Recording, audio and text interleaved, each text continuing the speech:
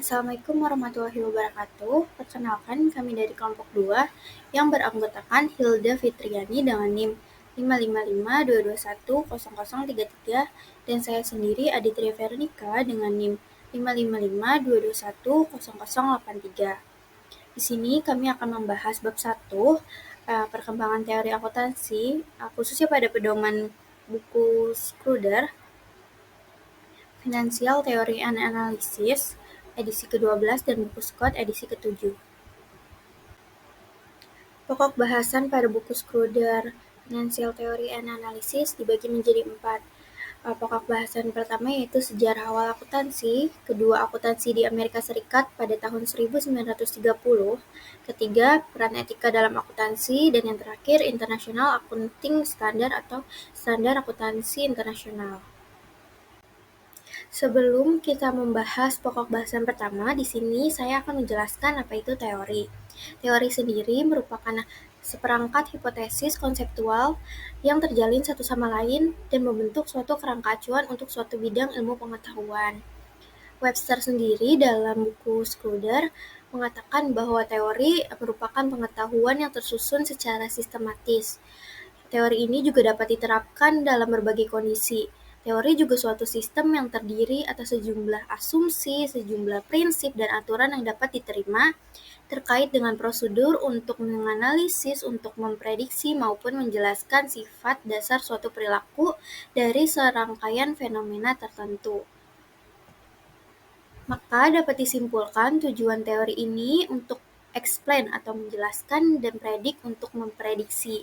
Oleh karena itu, tujuan dasar dari teori ini yaitu disiplin ilmu tertentu untuk memiliki pengetahuan yang terdefinisikan secara jelas. Teori ini telah dikumpulkan secara sistematis, disusun dan diverifikasi dengan cukup baik agar dapat memberikan kerangka referensi bagi tindakan-tindakan di masa depan. Nah, teori ini juga diklasifikasikan menjadi dua, yaitu teori normatif dan teori positif. Teori normatif atau normatif teori itu sebenarnya what should be atau menjelaskan sesuatu yang seharusnya. Sedangkan teori positif itu what is, yaitu menjelaskan apa yang ada. Nah, setelah menjelaskan apa itu teori, selanjutnya apa itu teori akuntansi. Teori akuntansi yaitu suatu penalaran yang logis dalam bentuk seperangkat asas atau prinsip yang merupakan kerangka acuan umum untuk menilai praktek-praktek akuntansi. Yang kedua, pedoman bagi pengembangan praktek-praktek dan prosedur yang baru. Tujuan teori akuntansi ini untuk memberikan serangkaian prinsip dan hubungan yang menjelaskan praktik-praktik yang teramati dan memprediksi praktik-praktik yang tidak teramati. Setelah mengetahui apa itu teori dan teori akuntansi, maka kita akan beralih kepada pokok bahasan pertama, yaitu sejarah awal akuntansi.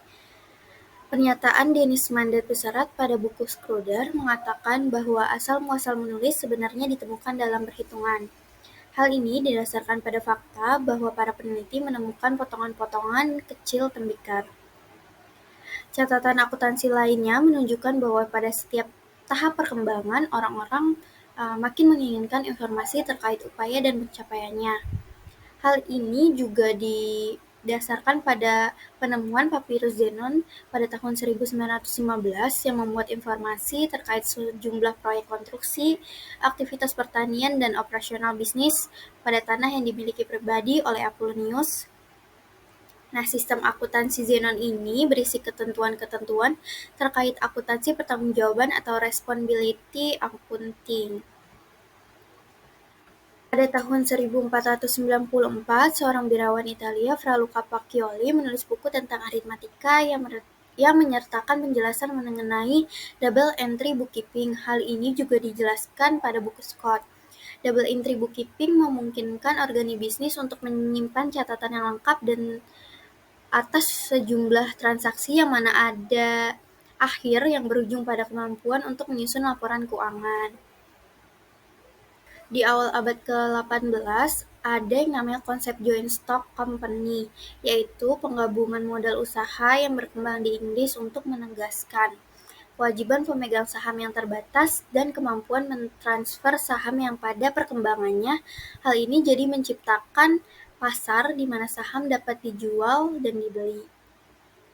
Lalu, pada abad ke-19, pembukuan diperluas hingga mencakup akuntansi. Antara lain, muncul gagasan bahwa kontribusi awal pemilik ditambah atau dikurangi laba atau rugi mewakili kekayaan bersih. Namun, karena konsep biaya dan pendapatan belum sepenuhnya dikembangkan, laba ini dianggap sebagai peningkatan nilai suatu aset dari sumber manapun.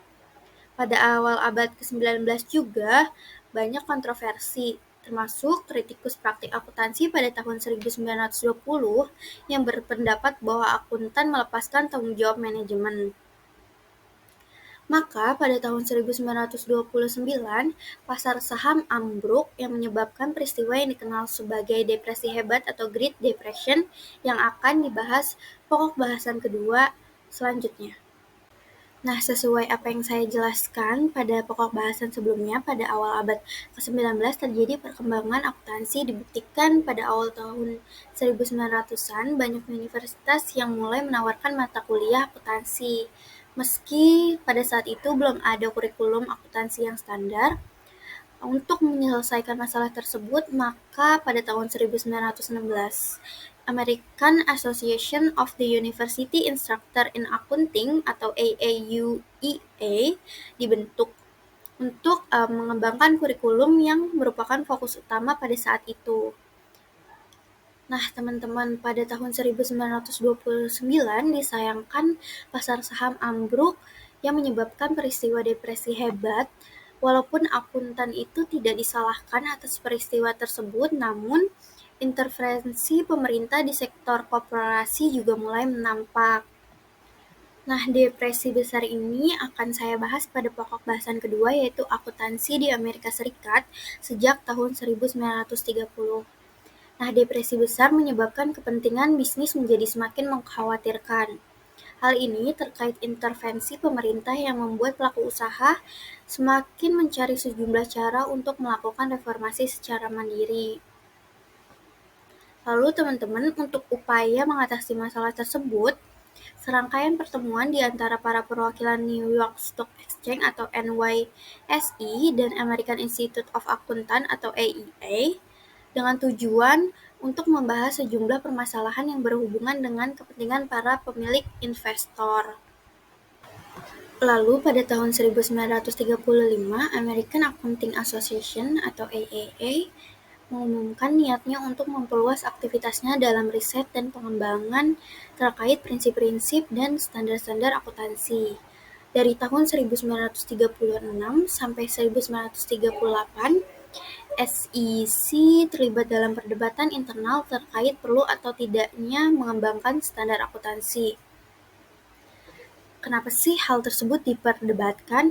Jadi, profesi akuntansi meyakini bahwa pihaknya tidak cukup waktu untuk mengembangkan kerangka teoritis akuntansi. Akibatnya, AIA setuju untuk mempublikasikan kajian yang dilakukan oleh Sanders, Hatfield, dan Moore yang berjudul A Statement of Accounting Principle.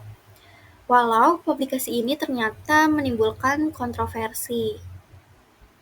Pada awal tahun 1936, AIA bergabung dengan American Society of Certified Public Accountant untuk membentuk organisasi yang lebih besar yang diberi nama American Institute of Certified Public Accountant atau AACPA. Organisasi ini semakin berpengaruh dalam perkembangan teori akuntansi. Contohnya, selama bertahun-tahun organisasi ini mendirikan beberapa komit dan dewan untuk menangani kebutuhan pengembangan prinsip-prinsip akuntansi lebih lanjut. Komit pertama yang dibangun itu adalah Komit on Accounting Procedure dan diikuti oleh Accounting Principle Board yang akan saya bahas pada subbab selanjutnya. Komite on Accounting Procedure adalah komite pertama yang dibuat. Akuntan profesional menjadi lebih aktif terlibat dalam pengembangan prinsip-prinsip akuntansi setelah pertemuan antara NYSE dan AACPA serta kontroversi seputar publikasi yang telah saya sebutkan. Malah, CAP relatif tidak aktif selama 2 tahun pertamanya sejak didirikan, namun menjadi lebih aktif terhadap Respon ASR nomor 4 CAP di sini memperoleh pengakuan de facto sebagai sumber yang mendapat dukungan otoritatif. CAP juga mendapatkan masalah dan kontroversi. Salah satu permasalahan awal yang dibahas oleh CAP adalah penggunaan model akuntansi biaya historis. Jadi, model ini mendefinisikan aset yang pada saat itu diterima adalah biaya yang tidak diamortisasi, yang dianggap oleh para kritikus itu sebagai cara untuk memberikan begitu banyak fleksibilitas kepada pihak manajemen dalam menentukan kapan membebankan biaya ke beban. Maka praktik ini dianggap memungkinkan terjadinya manajemen laba atau earning management. Kontroversi lainnya yaitu dampak inflasi terhadap keuntungan atau profit yang dilaporkan. Lalu hasil kerja CAP ini dipublikasikan dalam bentuk Accounting Research Bulletin atau ARB. Namun, ARB ini dikonsolidasikan pada tahun 1953 menjadi Accounting Terminology Bulletin No. 1 Review and Resume. Selanjutnya, saya akan membahas komite kedua yaitu Accounting Principles Board. Pada bulan Oktober 1957, Presiden AACPA yang baru yaitu Alvin R. Jennings meminta penyusunan ulang dan penguatan proses penetapan standar AACPA. Lalu pada tahun 1959, metode perumusan prinsip-prinsip akuntansi dipertanyakan karena tidak timbul dari riset atau tidak didasarkan pada teori. Bahkan CAP ini juga dikritik karena bertindak setengah-setengah dan mengeluarkan standar yang tidak konsisten dalam banyak kasus. Jadi teman-teman, pada tahun 1959, AACPA merespon kemungkinan kelemahan CAP dengan membentuk Accounting Principles Board. Dengan tujuan badan ini adalah untuk mengembangkan penataan tertulis dari Generally Accepted Accounting Practice atau GAAP yang mempersempit sejumlah perbedaan dari praktek yang sesuai dan untuk membahas isu-isu kontroversial yang belum terselesaikan. Dalam hal ini, APB dihadapkan pada keputusan mengenai bagaimana perusahaan harus mencatat dan melaporkan pengaruh kredit pajak investasi. Hal tersebut mempertimbangkan dua pendekatan alternatif, yaitu yang pertama ada metode flow-through dan yang kedua adalah metode penangguhan. Teman-teman, metode flow-through ini memperlakukan kredit pajak sebagai pengurangan beban pajak penghasilan pada tahun terjadinya.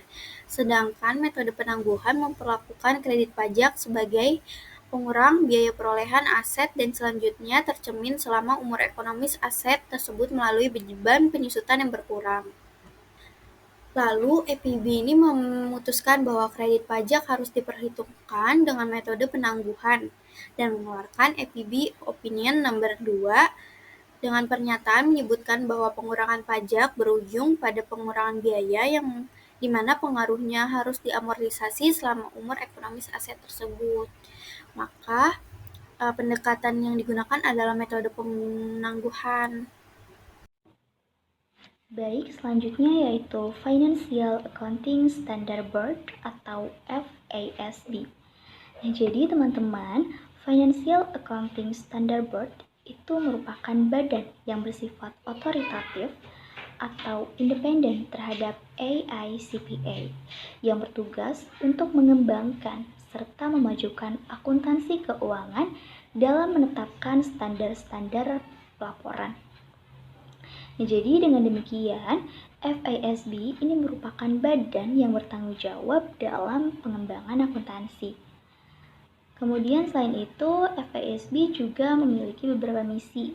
Salah satunya yaitu menetapkan dan memperbaiki standar akuntansi dan laporan keuangan sebagai arahan dan edukasi kepada publik, termasuk penerbit, auditor, dan pengguna informasi keuangan lainnya.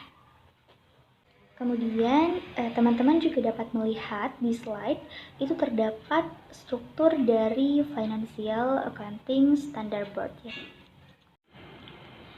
Selanjutnya yaitu evolusi dari frasa prinsip-prinsip akuntansi berterima umum atau Generally Accepted Accounting Principle.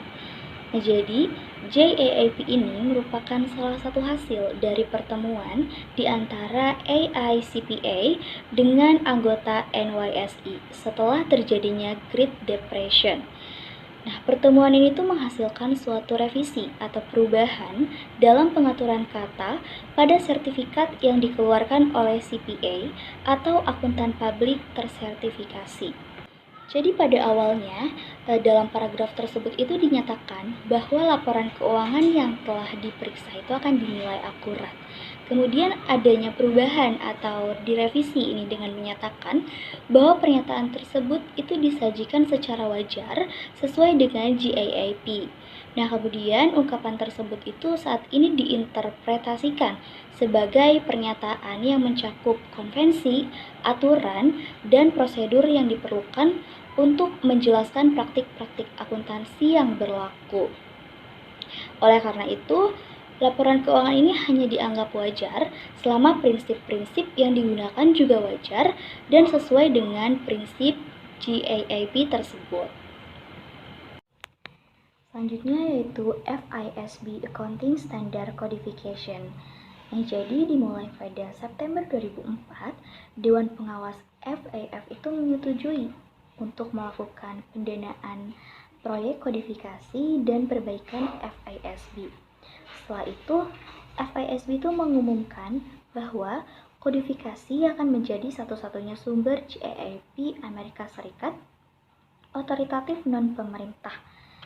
Nah, hal ini tuh mulai berlaku setelah tanggal 15 September 2009. Jadi, alasan utama FISB itu memulai proses kodifikasi yaitu untuk pencarian beberapa sumber otoritatif yang mengganggu proses riset kala itu. Pokok bahasan selanjutnya yaitu mengenai peran etika dalam akuntansi. Nah, jadi seperti yang kita tahu bahwa di lingkungan kita saat ini akuntan publik itu memiliki peran pengawas dengan tipe null nader. Menurut Warren Burger, selaku Chief Justice of the Supreme Court, itu menegaskan bahwa laporan keuangan perusahaan itu merupakan sumber informasi yang utama yang tersedia untuk membantu keputusan pihak-pihak yang akan berinvestasi. Nah, jadi memang laporan keuangan itu sangat penting dan harus dibuat secara akurat dan sesuai dengan standar akuntansi yang berlaku. Nah, laporan keuangan juga harus melewati pemeriksaan yang dilakukan oleh audit eksternal. Jadi hal ini tuh bertujuan untuk mendapatkan kepercayaan publik terhadap keandalan dari laporan keuangan perusahaan tersebut. Baik, untuk pokok bahasan yang terakhir yaitu Standar Akuntansi Internasional atau International Accounting Standard. Itu merupakan lembaga sektor swasta yang independen. Jadi, International Accounting Standard Board ini itu dibentuk pada tahun 1973 dan tentunya untuk mencapai tujuan-tujuan tertentu ya, diantaranya untuk memformulasikan dan mempublikasikan standar-standar akuntansi dengan mempertimbangkan kepentingan publik. Kemudian tujuan yang kedua yaitu untuk melakukan perbaikan dan harmonisasi regulasi, standar akuntansi, dan prosedur yang berkaitan dengan penyajian laporan keuangan. Baik, demikian presentasi dari kelompok kami. Kurang dan lebihnya kami mohon maaf dan semoga apa yang kami sampaikan itu dapat bermanfaat bagi teman-teman semuanya. Terima kasih atas perhatian dan waktunya. Wassalamualaikum warahmatullahi wabarakatuh.